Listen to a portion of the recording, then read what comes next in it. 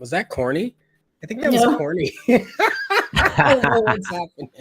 Hey, everybody, we're here talking about schools today. I think it's one of those topics that everyone has a say in or an opinion about, and so we're just going to jump right into it. Let's start off with this article, Randy. I know you pulled one up. I think it's good. I think it's a good topic. And while we're at it, anybody who's watching in the chat, go ahead and tell us what you think. If you have any opinions on the current state of schools in Texas, private, public, special needs, anything, let her rip. There's several topics, so we'll just kind of go in order. Okay, so I'll pull this up. Yeah, it's rejecting me. Sorry. This one I have. This is an old one. I don't want this. Okay, well, while you're working on that, I'm going to pull up Great Schools. That's my site. I like that site. Yeah. It's great. Oh, it's .org. I don't know why I did .com. Weird. So the first thing I want to kind of chat about, and I would love everybody's input on this, is how do you feel about the rating system on great schools?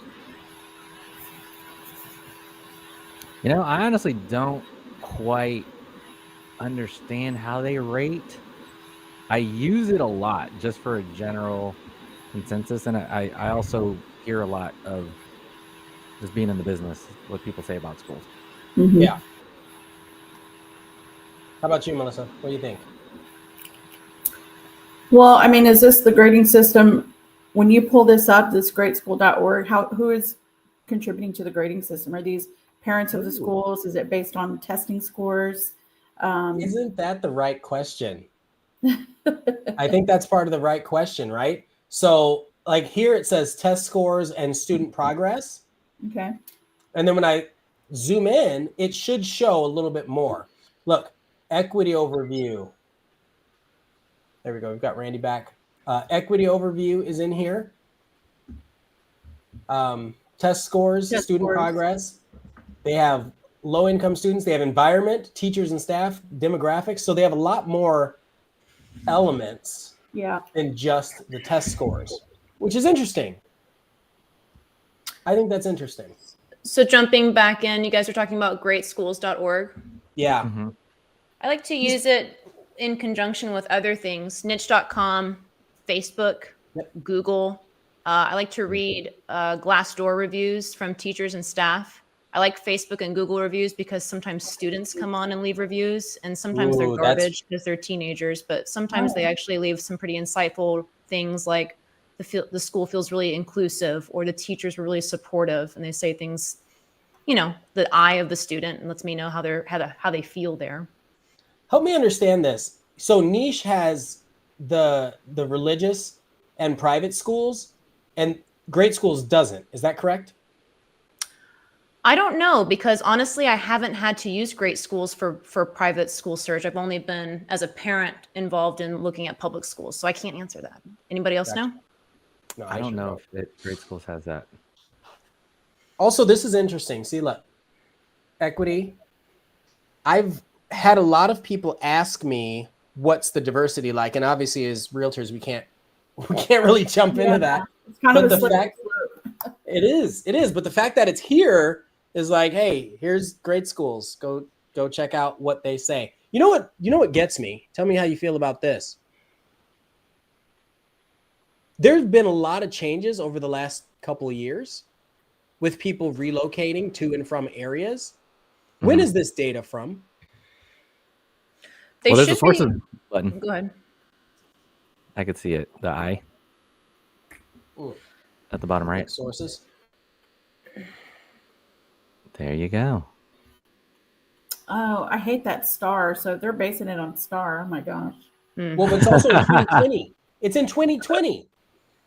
Yeah. So people are making decisions about what neighborhoods they want to move into from data from a site that includes so many wild things outside of just test scores from 2020.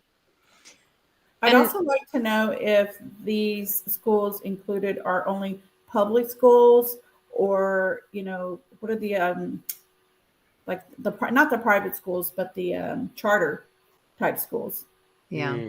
You know, I think that's an option too. Like Idea School, because I'll just speak for the area that I work in. Ian knows I work in Manor, and you know, unfortunately, Manor ISD got a bad rap these past few years, but they have some really cool, interesting things going on with Manor New Tech, which is like completely different. The way that they set the schools up, they're so inviting. They're almost like being on a college campus, right? Plus, they have the charter school that just went up this past school year, and so I'm wondering if this data taps into that. Well, so that school went up this year, and look, so if they're talking about star ratings, that was from 2019. If they're talking about the student progress, that was from 2020. All Test right. scores from 2020. So it could be that they just haven't rated it yet. Mm-hmm. They stopped. Normally, this wouldn't be too big of a deal to have like a 1 to 2 year gap, but things have changed so drastically since That's 2020 exactly my and point. 2019 for the schools. Melissa, what's the school you wanted to talk about? Like that particular one? It's called Compass Rose. I mean, it literally just went up off of 973 in Manor. And it was, the timing was good because there was a lot of conversation around the ratings. Assuming this is it. No, because she's Maybe talking about it's 'cause you Manor. have- Yeah, maybe you have Compass to put Manor, Rose. Texas. It probably categorizes as Austin. They do that a lot. Compass Rose. It's called Compass Rose Destiny. So the other thing is it might not be here at all Yeah. because this is older information. So that's a great example. Again, people that are coming in and they're saying, well, I need to be in this school district. Well, if the school district was all built last year, right? Mm-hmm. Yeah. That changes your thought process on the conversation. Same thing goes with if the staff came from a different school district, Mm-hmm. that can really skew some results. So this doesn't even come up. And this particular school is really neat because they actually, I mean, I don't know if other schools are doing this, and my kids are in their 20s, believe it or not. So, but they teach kids coding in kindergarten to prepare them for advanced computer courses in high school. So at this particular school, they're already doing computer science stuff and character development stuff, but it's really neat what they're doing nowadays in schools. And this is the Compass Rose. It's an IDEA public school, yeah? No, it's not IDEA. It's different than IDEA. It's not Is it? IDEA. Yeah, it's Okay. called Compass Rose Destiny. So they have schools, I guess, in different parts of the country, but this particular one, it just went up in Manor this past school year, and quite. I'd even popular. assume the Compass Rose in San Antonio, just for reference. It'd be Yeah, let's interesting do to see what that one is like. Oh, a couple more came up. But Yeah, so I just want to comment. So Jen Frost says, great work. Love this combo. Thank you for joining in. Let's give him something fresh. And then she said, yes, things have changed and we will continue to see school systems change as well. So this one's interesting. I'm curious what this is for. The Rock Enrichment Academy. I think we should look that up after this. like a private school or something. I don't know. What's Okay, up, so Jen? Compass Thanks for tuning Rose, in. and this is in San Antonio. So people that are watching, don't get it confused that this is not the one that Melissa's referring to. But we're just using it as kind of a test bed. Test bed? Test bed. Sure. So when you're looking at this, what are you thinking? Randy, what are you thinking about this?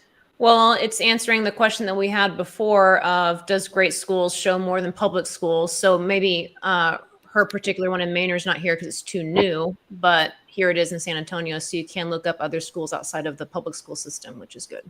I love that. I love that. Student progress equity. So I'm not going to touch that, but that's definitely a part of the conversation that changes the overall rating, right? Test scores, how far along the students are, and then we're going to use the word equity. I think that's why I like to use the combination of all the different, there's so many different facets of or different ways to get information about schools from different voices. And I want to know more than just the test scores, because I mean, I agree with what she was saying earlier. Like, who cares about what they're doing on the STAR test? Yeah. I mean, we'll take some of that information, but I'm looking for more. I So- like this website for that reason of we have to be very careful as realtors, the kind of conversations we're having regarding school districts. And, you know, when you get a phone call from somebody from California and I've been asked directly, what are the best schools? Where would you send your kid? And I'm like, I just say, let's look at, you know, I'm going to now refer to this website, greatschools.org, because it keeps me out of muddy water. And if I'm looking at the drop column on the left, there's some things there that we wouldn't even dare talk about in real estate. Oh yeah. It's interesting because so you know I don't have children. I've got fur babies, but if someone asks me that question, I'll say I've had people that have chosen this area or this area or this area, Right. which generally ends up being everywhere. Right. And everyone has a different reason for why they choose what they do. But you're right. Getting direct can get pretty dangerous. The one that gets a little scarier for me is the this one. Right. Because people will ask either way, whether they're looking for a certain cultural archetype or not. So just so if you're watching this, realtors can't give you that information, but that's why we're doing this episode, so you can find what you're looking for on great schools, on niche, and apparently Google. I mean, everybody looks on Google, but I guess I just assume that a lot of them would just lead you to these two. Or Facebook groups. So are you in specific Facebook groups, Randy, that focus on that? About schools and such? Yeah. Or are you Right. just referring to like the neighborhoods? Oh, no. So the way that I searched when I moved to Austin, I wanted to make sure I basically had to base it entirely around schools. So I'm sure many people out there can, empathize with that. So I started at greatschools.org to just kind of get the higher ranking schools. And then I would go and I would begin Googling the individual schools, starting with elementary. But then I would also really focus on high school because I want to have a good vertical line. And once you Google the school, you'll find great schools, you'll find niche, you'll find Facebook, like their Facebook page, and then people leave reviews on there, students, faculty, parents. You'll find Google reviews, Google business profile reviews about them. You'll also find the Glassdoor reviews so that you can hear how the teachers felt about them. So I just start Googling each individual campus to see what the experiences seem to be like at each level. And it's kind of interesting what information you can find within there. So the thing I like about reviews, and this isn't a positive, but the thing I like about reviews is that people usually complain. yeah. And so if they're complaining, that's the stuff that most people want to know about. Everybody can say everything's good, but if you get a complaint, it's going to speak a little louder to people. And so a lot of schools, if they have a perfect rating, but there's only 4 ratings altogether, it's like, I don't know if I believe that. But if they have 30 ratings and most of them are bad, then you can't really say anything about that.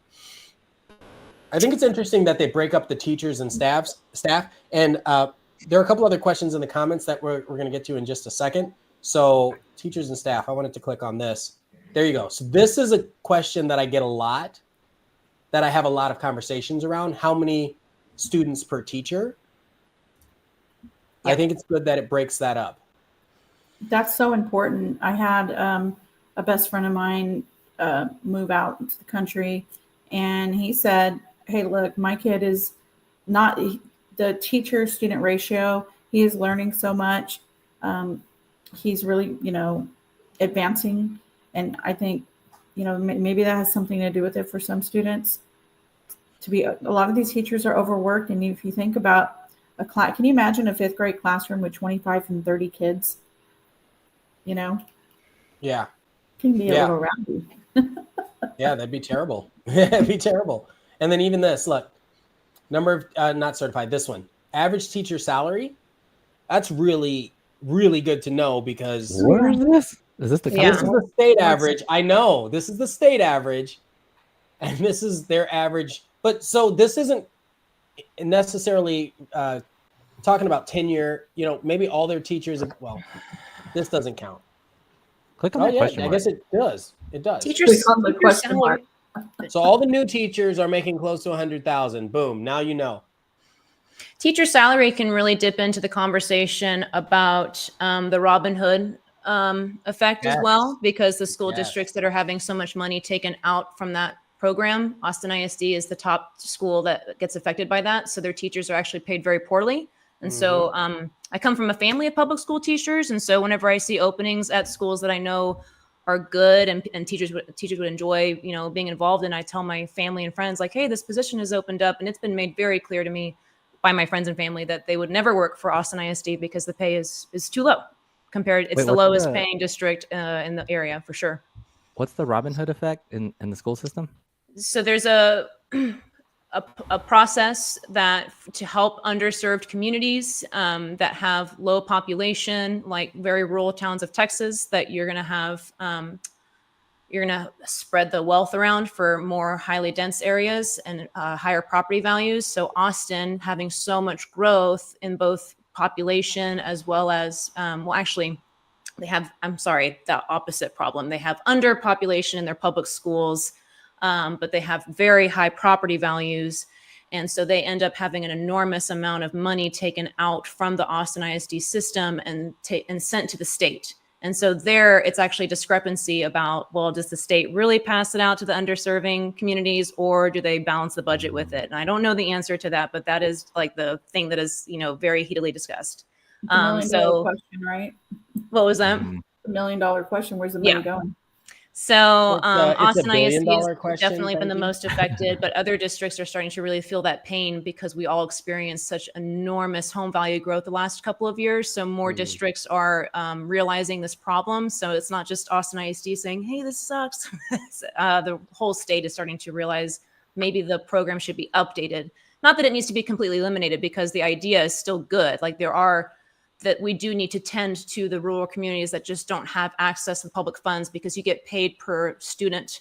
The school gets funded based off of how many students attend. They get paid per student. So these rural towns that have small populations, they don't get enough funds. And so their schools don't do as well. And so we do need to support that. But we need to, it hasn't been updated since the 90s when it was put into place. And so now these metropolitans like Austin and Houston are really suffering from that. Speaking of Houston, that's another interesting news thing going on right now too. Tell us more. Yeah. Okay. So HISD is being taken over by the state, and that has been it's predominantly Black and Hispanic population inside of HISD. So they are very upset to be taken over by the state of Texas, because normally I've just read this, that, they feel that their votes of who they put on their school boards don't really align and match up with what the state of Texas will be focusing on and putting in. So they just don't feel like the state of Texas lines up with HISD values. But if the HISD school system has been having such low rankings and low test scores, the state feels that they have to come in and take over. And usually this period will last anywhere from 3 to 6 years, where the voters no longer get to have a voice or an opinion on what's going to be going on in their schools. Wow. Then Austin ISD actually just had a similar situation, and it made all of the parents freak out because their special education department is being taken over by the state. So parents are saying, oh, is this like HISD? Are you taking over our entire district? And Austin ISD said, this is nothing like HISD. It's just the special education department. They are far behind on evaluations. They're about a year behind, I think, on their evaluations. And so then if they're that far behind on just evaluations, then what special education services are behind once you're actually even in the program? So the TEA, the Texas Education, is going to come in and take over that department for Austin ISD for the next 3 to 6 years. So it's just an interesting situation that's kind of coming up for this year in conjunction with many other topics too. So yeah, I mean, we all wanted more government, right? Yeah. So let's talk about let's look at some of these other things that had come up. So let's see. Jen had said the Rock and Richmond Academy. While we pull that up, this is hilarious. Mark goes, complaint ratings. That's not the one. Hold on. Rock and Richmond raising young pebbles to be mountains. Nice. That was funny.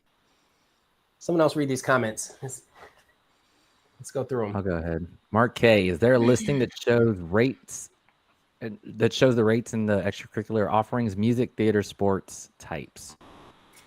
I love that question.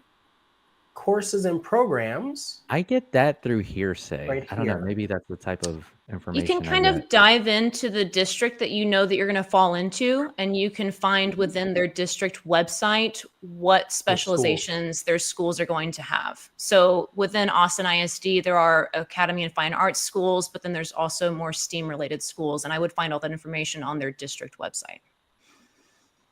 Ratings, they're not going to provide, obviously. Right. So. All right. And even just talking to people, like I was getting my haircut yesterday and I asked the guy, he told me he's from Austin. And because we're talking about schools, I asked him about his, like Connolly. He goes to Connolly and then he has these little stories and he might be able to talk about the extracurricular, whether it be band or sports. Mm-hmm. He had some funnier stories, but I think just kind of getting involved in the community, asking people that go there too, you could always find the nuances to some of these things. So yeah, Ian, you found it. This is it. So all of these, the fine arts academies, dual languages, STEM, so you can kind of dive in and see which one in particular is going to offer a program that you're interested in your kid being attached to. And then I'm actually seeing a comment that refers to school vouchers, which is probably the biggest thing being discussed this year for Texas school systems. Is that here? It's Rob Cortez. He's making a bit of a political statement there, but finishing off with talking about the vouchers, which is very true. Abbott is making a very, very big push on school vouchers. Does everybody know what that is by chance? No, I don't. I don't know what that is. No, hit us with it. So school vouchers is something that 14 other states participate in. And so Texas wants to become number 15, or Abbott does. And it is going to be predominantly going to be a Republican initiative. However, the pushback comes from both Democrats and rural Republicans because they feel that having school voucher systems will take money again out of their very small system that they, have a hard time holding onto their funds. But what the idea is that they want to have parents have the ability to choose what schools your kids want to go to. And that's hard to do whenever everything is based off of property taxes. So you move to Texas, you buy a home, and your property taxes are really rather high. And a lot of that is going to go towards your school district that you're tied to. So, of course, naturally, you're going to want to go to the school that you're paying these property taxes to. So in Texas, this is a very big deal. I would say that they are going to introduce the idea of school vouchers because that will give parents the ability to take that money that normally goes to their school district that their home is tied to and put it into an educational savings account. And then they get to take it to whatever school they want to, private or public. So, and it's only $8,000 per year per student. So again, the people that say no to school vouchers say, well, that's going to completely drain the public school system because we're going to lose student body count, which is the only way that we're able to receive funds for the schools based off of how many people are attending our schools. So if you give parents the choice to take that money and go elsewhere, we're not going to get those dollars or funds from the state. Then the people that are for the school vouchers say, I don't agree with the school system. I don't like what they're teaching. So many different reasons as to why you don't like your schools. And I would like to have the freedom to go wherever I would like with my property tax dollars. And so and that's what recapture handles, right? Like that's the purpose of that. Recapture is going to be more not about giving parents choices. Recapture is more about redistributing dollars that were already given to the districts and giving them to less fortunate districts. Sure, I guess where I was going with that is if somebody decided they wanted to go to a different school district and that school district is now getting more money, then perhaps that recapture, if it was outside of just Austin ISD, would then be redistributed a little more evenly anyway, even if they did, what's the word? Defect. Well, I see what you're saying, but the idea is that they're going to most likely take it to private schools. You're right. That's the concern or the fear. And so then it's just all the dollars are just leaving the public school system. That's the concern. And then, but the other side to it is, it's my money and I want to take my kid where I want to take my kid. So the way that they're going to respond, because normally it's Democrats and rural Republicans that vote this down, because this is not new. Texas has been trying to vote in the voucher system for a long time, but it gets pushed out by Democrats and rural Republicans. So now what they're doing this year that's slightly different, because Abbott is making a very large push on it, is they're going to offer the rural towns a safeguard, and saying, for each student that you lose, we will pay you $10,000 per student for 2 years, so that you don't just suddenly lose all of this money. And they're hoping that that solution is going to help for the votes to come in and allow for this voucher system to be put into place. And so if it does get put into place, it will significantly change a lot about how you choose your schools, for sure. Because is that affecting Austin? Yes, it's the entire state of Texas. Yeah. Wow. So, and then that's in conjunction with, there's even more news past that. If you guys are kind of done talking about the vouchers, there's even something else besides that. There's so much going on. I like this. This is great. Let's get into what else. What else you have? So there's another thing that's actually tied into this voucher bill as well that's being discussed, about banning the library books and having labels attached. And so you can't just have the librarians be in charge of what's going to be allowed inside the school libraries. This new bill would say you have to, before they enter the school libraries, they have to be labeled sexually explicit. And then I can't remember what the other one is. But the most important thing is that it kind of puts a lot of burden on librarians and teachers, because if they get caught giving material that a parent finds to be too explicit, they get put in the hot seat and they get criminally charged for it. So there's some real concerns there, I would say. I think it just needs to be, I don't know. Then it starts to get too political to discuss, but that bill is out there and it's attached to the voucher bill as well. And so both of those things getting pushed in, that would greatly change what material is being presented and taught to the students, which would probably change people's opinions of whether they want their kids to go to the public school system, et cetera, et cetera. And then the voucher system really changes how you would choose your school system. So there's a lot being discussed right now at the state capitol, and there's a lot of protests happening because of it, actually. Is this going on for session right now? Yeah. And it'll most likely pass Senate, but it's when it gets to the House that it starts to become unpopular and gets shot down. But again, they have their solution this year of trying to pay the smaller schools the loss of $10,000 per student for 2 years, and hoping that that will help them say yes to this vote when it gets to the House. So this is on the House voting. Right now it's at the Senate, which is going to most likely pass. So we'll get that news released of like the Senate said yes, and then it's going to go to the House. And then that's where the real news will start about if this is going to happen or not. I don't remember. There's a movie about this. I'll link it later. Banning books sounds bad. I don't even remember terrible books growing up. I don't know that was a thing. You can actually watch Florida's news right now, because they're kind of ahead of us and they've done all of these things. And so you can kind of watch the reaction of the implementation and how that's going by checking in with their news. So I said there's a movie about this. The irony is that it's a book, right? There's a book about it's Fahrenheit 451, right? Oh my gosh.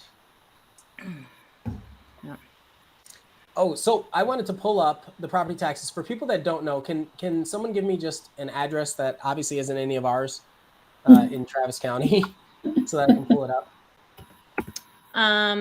6115 Bullard. Spell OU? BULLARD. Got it. All right. And it's just random, right? Yeah. I just want to be able to pull this up. Let's see.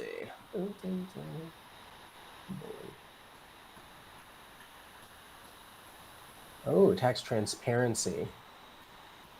So Randy, you got into this because you looked into the schools for your kids, and then yeah, because I did so much research into the neighborhood that I was going to put myself in, because when we buy this house, I'm staying put until these kids graduate. So I have my my elementary, middle school, and high school planned out. And then COVID happened, and then teachers started becoming really unhappy. Oh, that's another bill that's in place, is paying teachers more money. So that's good. That's always a good thing. And then so teachers are just leaving in droves. I'm like, whoa, what's going to happen to the schools? Like nobody wants to work here. Nobody so I started following along and signing up with the Texas Tribune. They do a really good job of providing some good articles that are not one way or the other. They just give me the information of what's happening.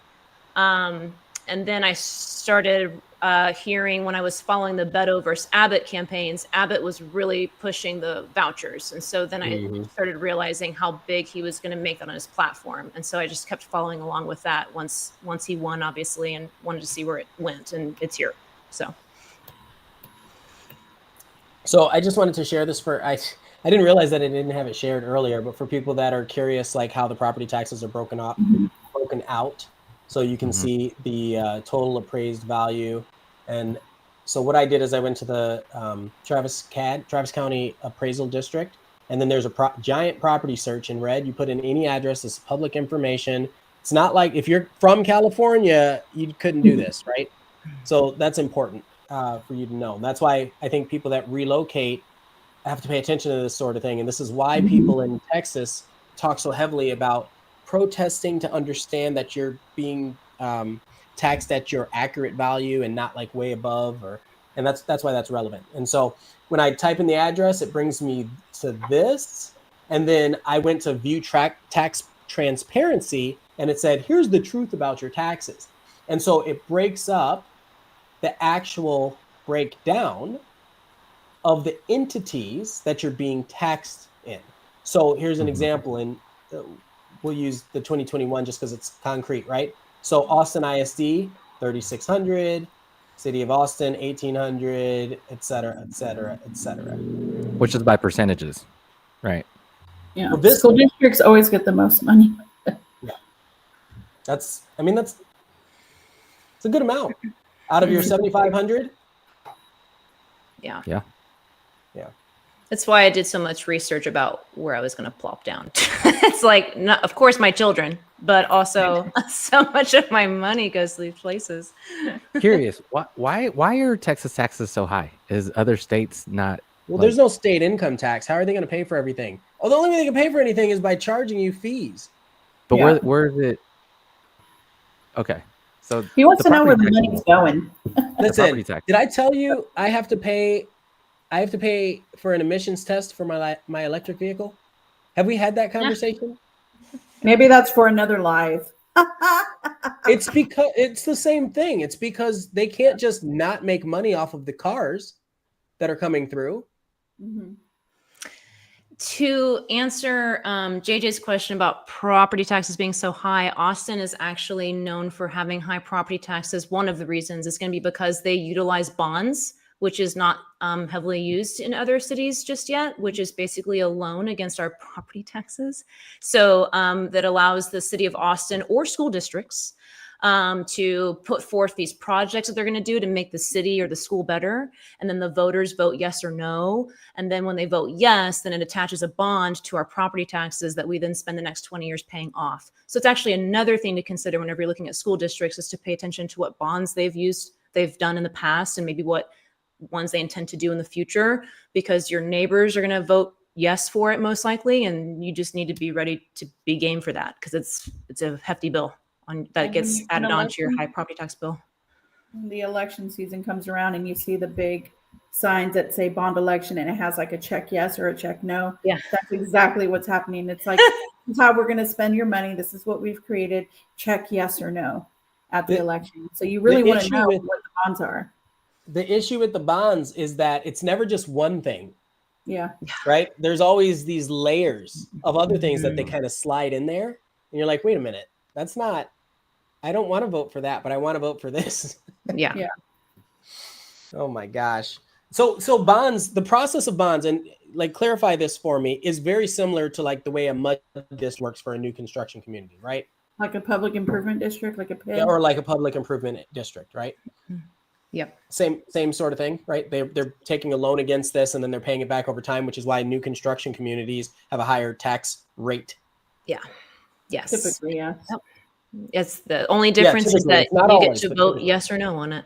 So Dinosaur D. Oh man, good luck. I can imagine raising kids these days would be a task and a half. I think it's always been a task and a half. Now it's just a little more exposed. What else did he say? Increase sales tax, minimize property tax, make it a consumer-based tax system. Yeah, but then if you buy everything from other countries, then what? They are also talking about that in the Senate right now. The bill that I said was talking about paying teachers more. It's also tied into minimizing property or reducing our property taxes and having the state contribute more to public school funds. So that'll be interesting to see where that goes.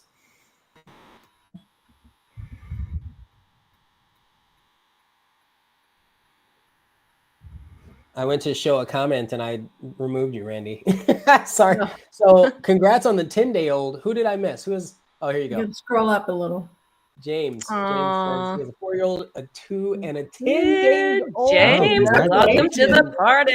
Awesome. Getting it in. So this is all right on the horizon. Little. That is interesting. Oh my gosh. You still pay local tax on imported goods. Not in every state. Yeah. Right? But yeah, right now in Texas you do, right? The property taxes is a big thing right now with, are you getting your bill in the mail? Are you nervous? What are they going to do? Because my home is definitely not worth what the taxes were last year. Maybe, Ian, you have a whole other live on property tax protest. We actually had a conversation about that this time last year with Anthony Wynn, who I just ran into in the airport heading to, it doesn't even matter, but like what? You're just running into people. So yeah, we had him on this time last year and he talked about a lot of that. There's a lot of people on my Facebook neighborhood page that are so nervous, so nervous. That's actually a really good point.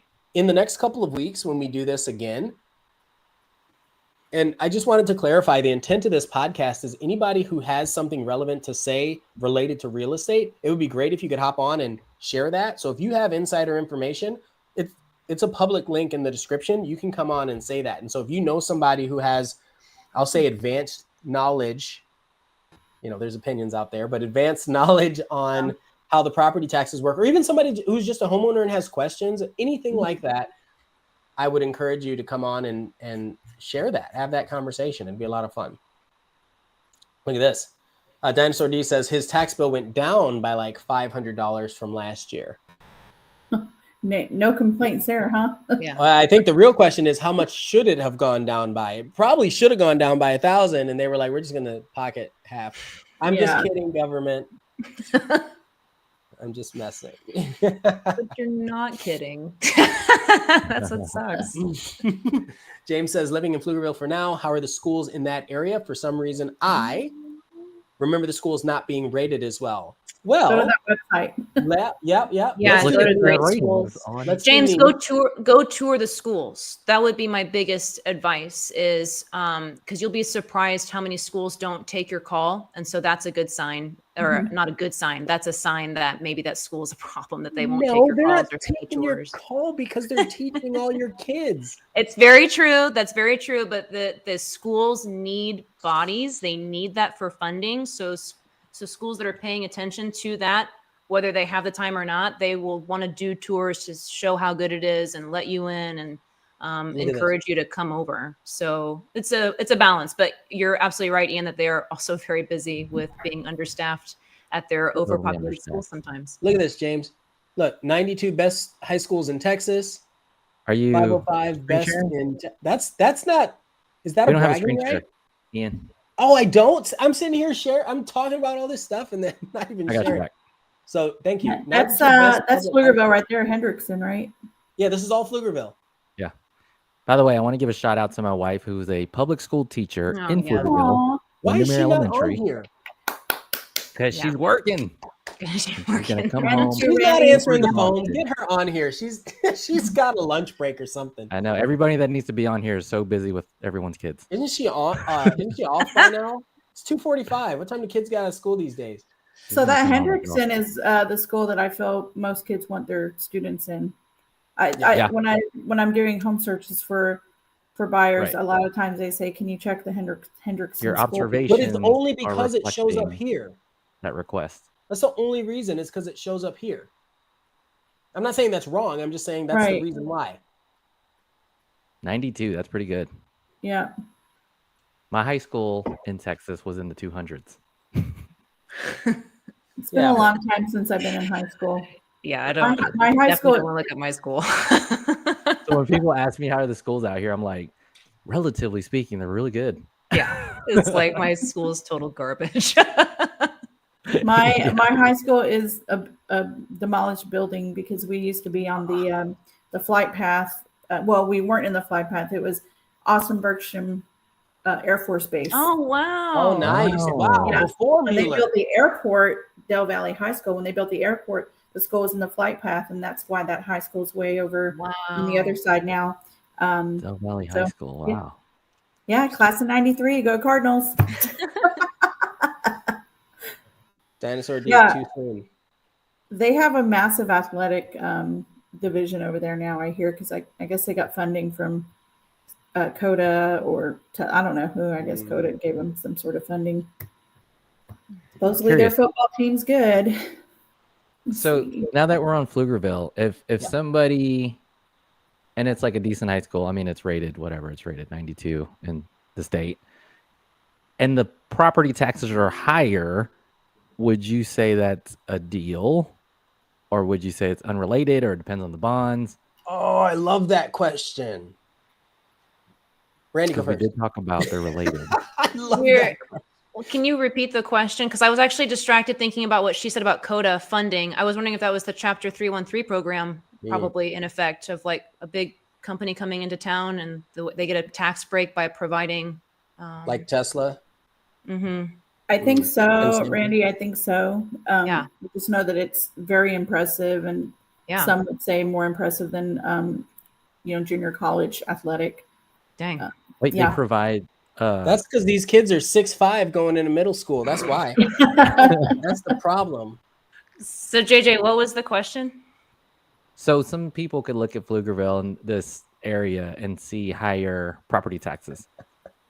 Do you say that's because the schools or the bonds? Is it a good deal? How do you talk about property taxes in areas? I make sure that they're aware that it is different everywhere and that they need to go to the county appraisal district website to make sure that and their lender to make sure they understand what the true taxes are. And then to look at the breakdown of it, because it could be related to the schools or it could be related to other things that are going on, like but other things going on. So the breakdown that Ian was just showing us would be the place to check that out. I like that. That makes sense. What does everybody else think? Like the percentages, and is this percentage higher for this particular, split of the taxes on whatever project? What do you think? It also depends on just because they're getting higher property just because they're getting paid a lot of money from your property taxes doesn't mean that they're going to benefit from it too, because they'll start running into the problem of recapture.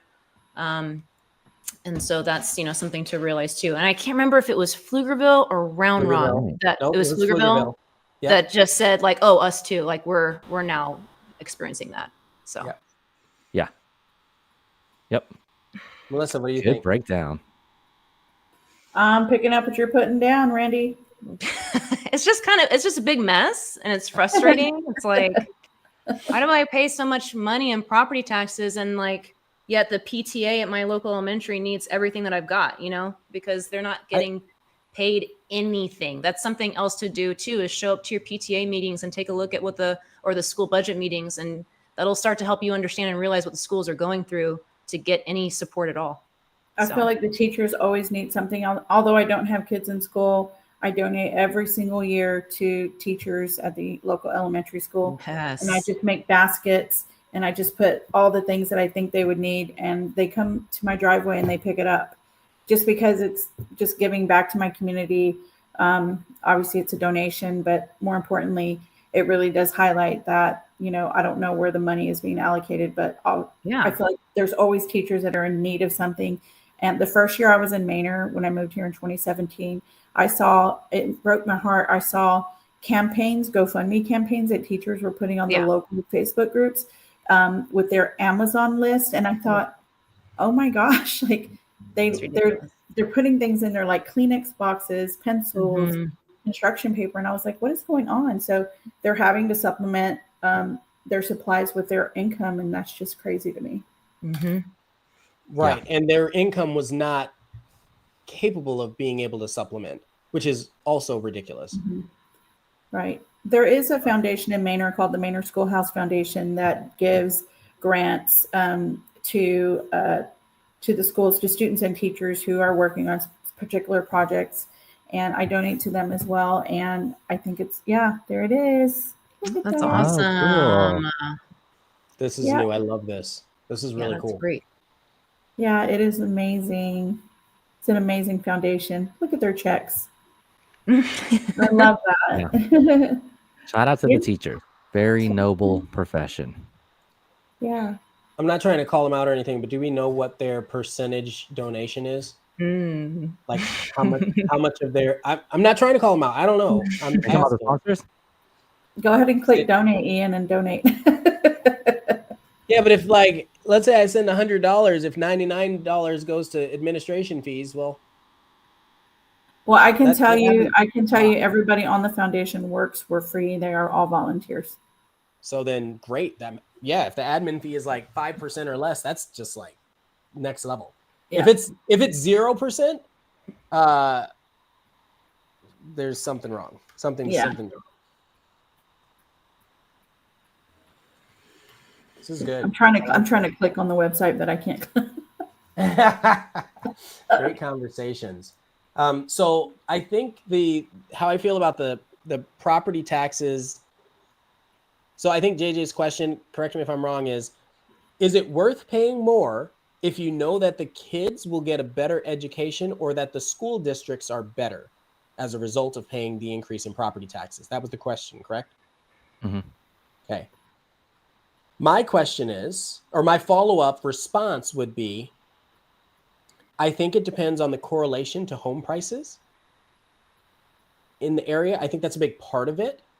Right. Because I still look for certain school districts, even without currently having children, because if I'm going to have it as a rental property, if I'm going to have it as a sale later, if I'm going to any of that stuff, right? If it's a great spot, I also want to make sure that it's marketable in the future. And so the school district, for whatever it means today, the ratings on these websites are relevant, even if I don't agree that they're 100% relevant, right? I think they're pointing you in the right direction, and there's a lot more, as Randy had told us, but people look at that, and that's what I'm looking at the data that consumers are looking at when I'm making these decisions too. As investors are too, because there's some that say, hey, Melissa, I want a rental under 400 with the school rating up at this or above. And I'm like, oh my gosh. I love that. We got to talk about that right now. Look. I think realtor.com does that. School rating criteria? So I think they did the school ratings per house. Yeah. So I'm going to click price reduced because that's a hot topic right now. And always whose rating is this? Find a resale. I don't want to find a resale. That's true. Yeah. No, get out of here. This is all new construction. Why? Look at all this new construction filtered to the top. Okay, so yeah. Get out of here. Schools. That's it. It's at the bottom. Can you see it? Yeah, you can see it. Oh, the other reviews. So Menchaca, it has the review. Why won't it let me scroll down? Does it want me to go next? That's weird. Get out of here. This site sucks, y'all. You did scroll down too. Most of the time when the websites are offering that too, it either links to great schools or niche. Those are the two that I see commonly linked. Yep, that's kind of where I wanted to go with it, but let's see. Private. Ooh, private school. Oh, I like that. Yeah, that's good. There we go. There it is. Nice, realtor.com. Oh, it says Menchaca, not Manchaca. Yeah, they changed it, right?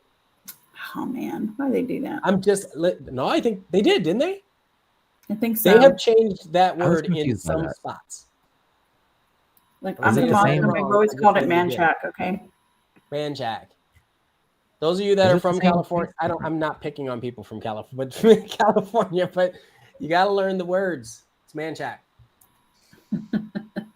So yeah, great schools, not niche, which is interesting, right? You always know someone from Austin because they never call it Cesar Chavez; they call it First Street.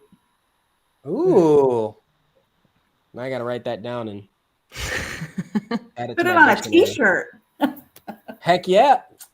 You said the No, locals now call it Cesar you're Chavez? talking my language. No, No, they no. call it First Street. First Street, because it was Well- First Street until it wasn't. I feel like Right. that could be confusing with South First. Well, that's like Yeah. Town Lake, right? So Yeah. we would say South First, and you would just know that that was over there by Congress. Yeah. Okay. That's true. Very cool. All right. Well, it's 2:54. What do we have as parting words for people that are interested in school districts? Because that's the thing. So the question of the day is: are Austin schools doomed? No. Oh. Save the My teachers. school was doomed to begin with. I'm just kidding. You got to say that again for everybody in the back of the class. What was that? I just think, definitely the public school system is just a complex thing. So we'll just start there. I just say know your options, right? So you have like the Compass Roses, the Idea schools.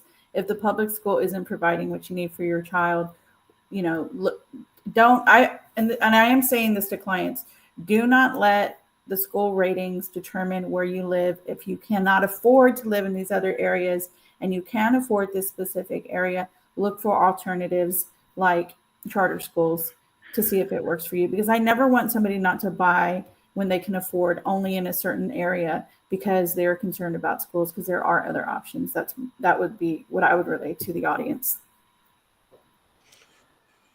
I think I would say that if you have a child that is recently conceived, like 10 days old, and you're worried about the school districts, there's a high probability, I'm not saying it's a guarantee, but there's a high probability that you're not going to be in that house when they go to school. Yeah. So, because a lot of people think when they're buying, especially if it's an early home or their starter home, they're thinking, I'm going to be in this house forever, but that's not necessarily the case. In fact, a lot of people buy a house so that they can move as quickly as possible to the next house. So keep that in mind as well. I think my closing comment would be for everybody to watch the school voucher news. And actually, James left a comment while we were talking about it. And he said that he felt the idea, or he had heard that the idea behind school vouchers was to allow lower income students the ability to transfer into a better school if they wanted to. And that certainly is supposed to be an idea behind it. And I'm actually not for one way or the other at this time. I'm just a concerned parent that put all my eggs into a public school basket, and I'm faced with a decision that really might change. And so I'm trying to see the positives on both outcomes, because whether I like one or not doesn't matter. It's gonna come my way. So that is very true that is supposed to be providing that option. One response that I've heard into that point is that private schools end up being more expensive than $8,000. And so taking your $8,000 to then go to a better school system doesn't really pan out in the way that you would think, because it's still too expensive to be able to make that move. So it's just an interesting thing to think about. I haven't gone down the rabbit hole deep enough to know if that concern really does play out. There's so much more to learn. So first, I'm just going to wait and see if school vouchers happens or not. And that's what other parents should be doing too. I'd like to thank Randy for carrying the episode with all that knowledge. Yes, I learned so much. Yes. That was awesome. Yeah. So that's something to look into. All right, y'all. I'm gonna, I wanted to post something, but I can't. Anyway, I'll post it in the description later. But thank you everybody for showing up. I think this was a really, really solid discussion. And if you have any questions or comments, please leave them. And we'll see you again in a couple weeks. And let us know what topics we should talk about. I think this was a spicy one. We should have more like this. We should do more. See y'all. Tune in, y'all.